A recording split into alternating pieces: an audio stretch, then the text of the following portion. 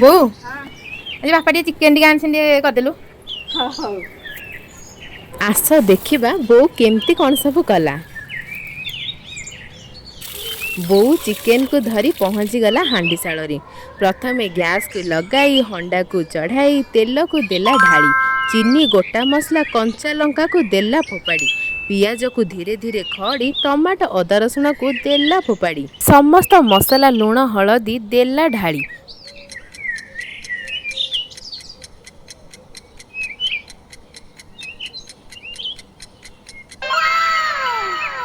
ତାପରେ ଚିକେନ ଆଳୁକୁ ଦେଲା ଢାଳି ଧୀରେ ଧୀରେ ତାକୁ ବି ଦେଲା ଖଡ଼ି। ପାଣି ଢାଳି ଫୁଟାଇବାକୁ ଦେଲା ଛାଡ଼ି। ଫୁଟିଲା ପରେ ଦେଲା ଗରମ ମସଲାକୁ ଢାଳି। ରେଡ଼ି ହେଇଗଲା ସୁପର ଟେଷ୍ଟି ବୋଉ ହାତର ଚିକେନ କରି। ମୁଁ ଯାଉଛି ଖାଇବି, ଆପଣ ବି ଯାଆନ୍ତୁ ଖାଆନ୍ତୁ ଏନ୍ଜୟ କରନ୍ତୁ।